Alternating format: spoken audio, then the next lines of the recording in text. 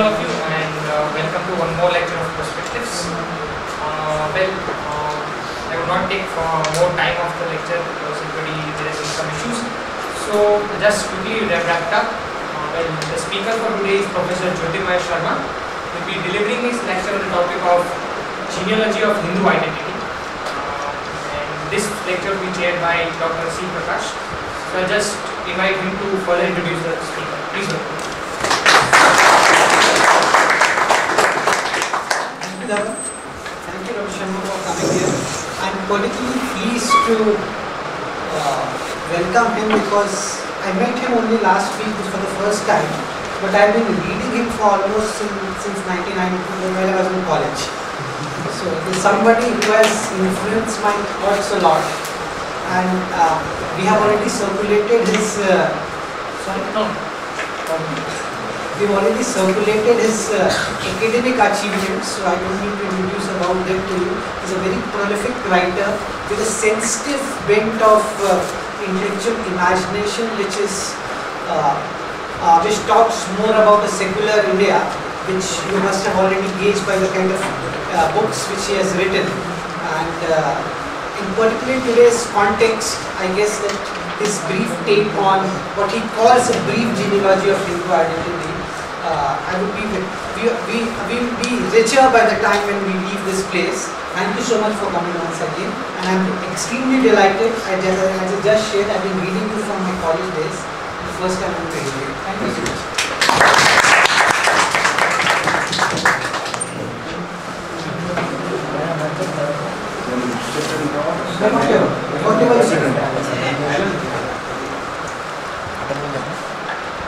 If all introductions are as generous as this, you don't want them to end. We wish they continue for a long time so that one doesn't have to dash raised expectations. This was almost 2 months ago when Shima asked me to talk to this group, and top of my head at whatever, I gave a topic.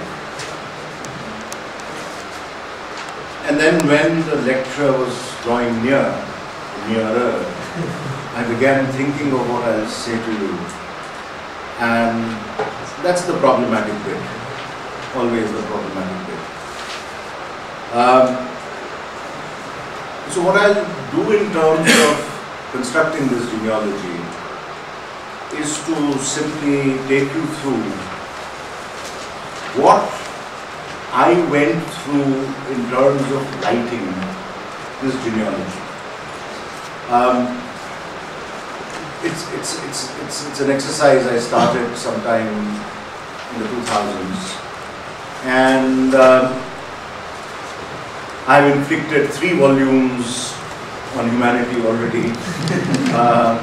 A 4th one is in the offing, and hopefully that will be the end of it. It began as a trilogy, and that's where I think the starting point of my exploration would be. It started as a trilogy, and it came largely because there was a time in the 90s, post the Babri Masjid, post the Shilanyas, post the Rama Janmabhoomi movement and so on and so forth, where the explanation for what had happened was largely seen in terms of certain episodic explanations. So if I were to categorize the explanations as to what happened during the 80s and the 90s, the explanations were as follows. Oh, this is bound to happen. This is how nationalism sometimes behaves. This is the shape, this is the form, this is the trajectory that nationalism takes. It's just a form of nationalism, a kind of hyper-nationalism, a kind of inflamed nationalism.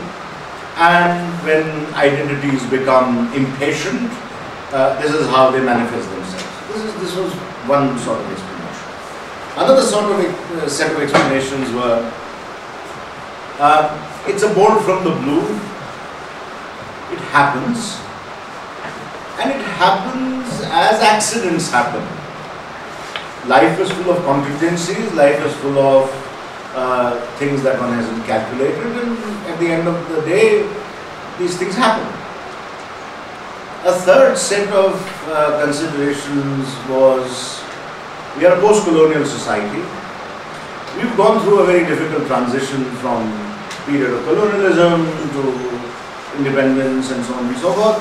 And so at the end of the day, this is bound to happen because there are many unresolved issues that we have had in the course of the freedom movement and so on and so forth. This is how sometimes these things tend to resolve themselves. A tentative fourth explanation that was given, and it's of enormous interest to anyone studying modern India, is that this is a form of self-expression. Violence is a form of self-expression. The highest form of self-expression, in fact. And that this violence that we see in riots, in communal conflagrations, in caste violence and so on and so forth, is a kind of our way of saying we are no longer victims, we are no longer colonized, we are no longer a slave nation, that we have a certain degree of assertiveness that is part of our sense of identity. When I saw these explanations, there was deep discomfort in terms of these explanations. Because at the end of the day, what was being suggested, what was being posited, was a set of ideas, a set of explanations, which, in more than one sense of the term, had assumed that Indian history was just colonial and post-colonial. A lot of social sciences in India, a huge amount of social sciences in India, even today, suffer from that affliction. That everything is explained in terms of the colonial and the post-colonial.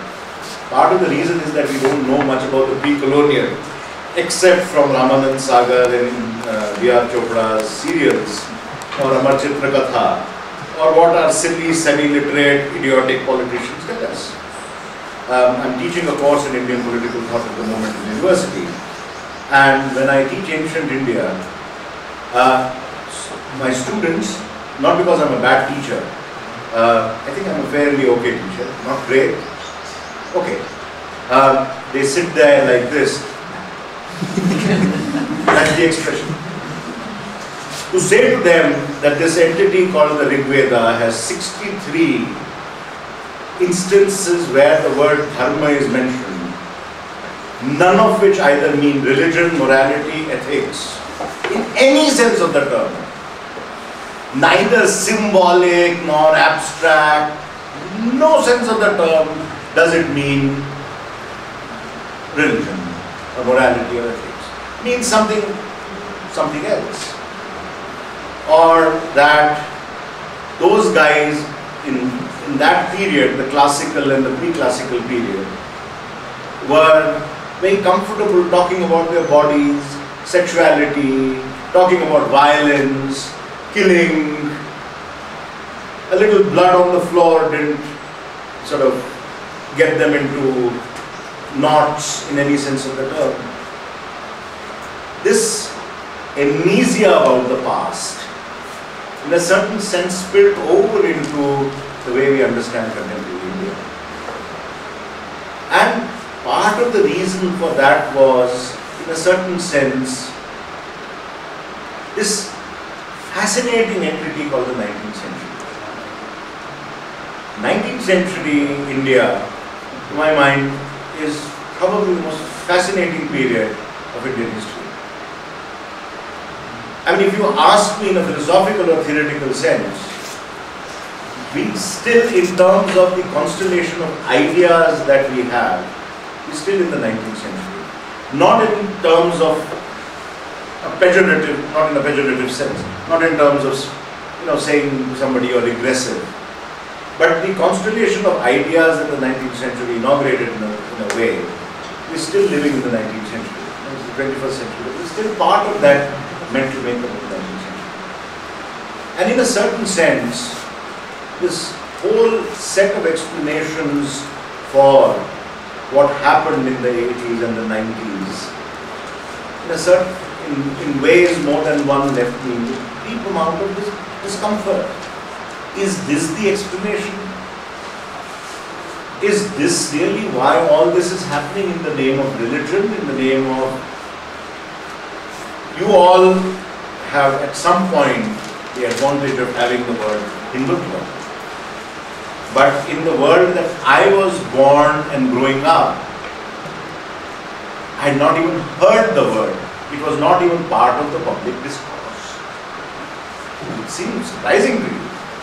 Everybody today claims that that's the national identity, and political parties claim that this is what the future of India is.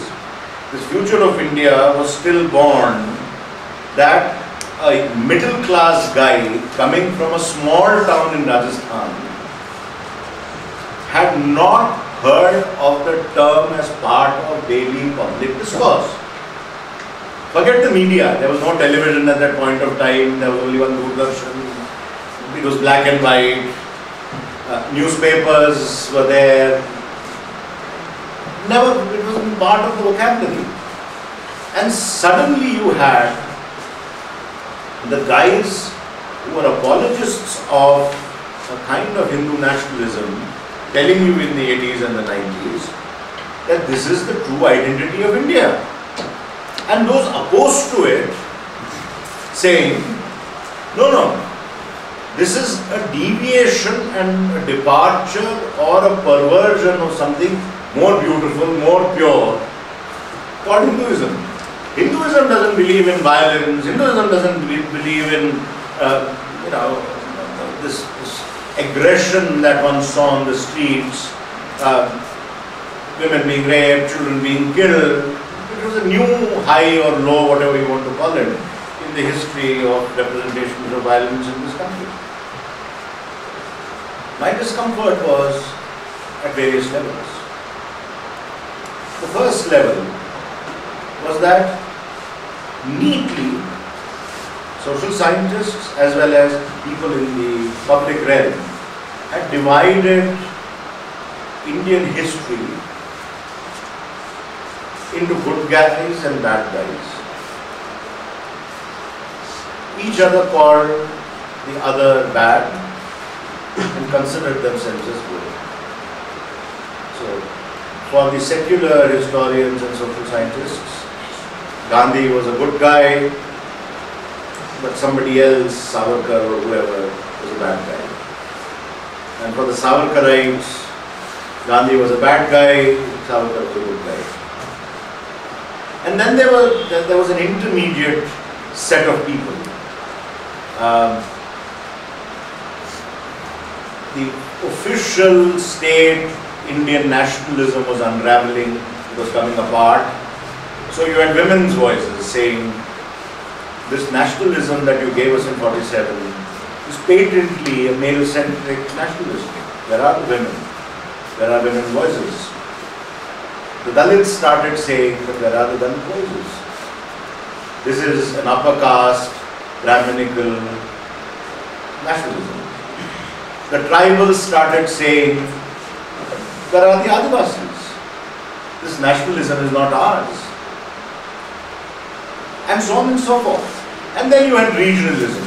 Regions started saying this composite nationalism which smugly tells you that these are bad guys and these are good guys, has left us out of that equation completely.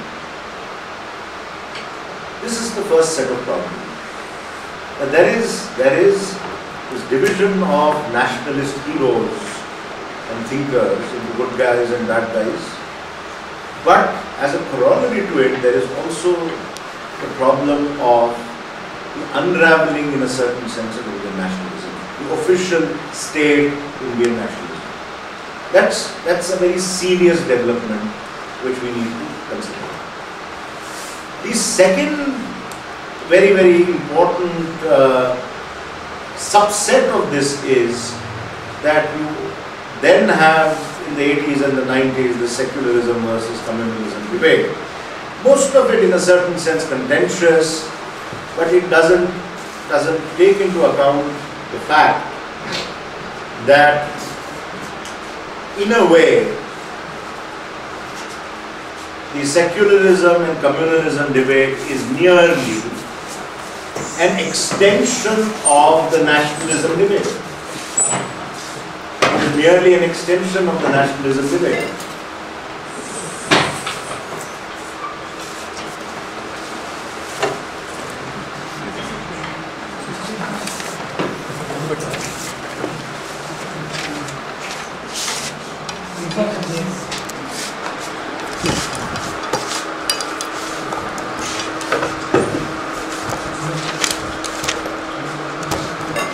I once recently said in a discussion on freedom of speech and expression after the Paris massacres, rhetorically of course,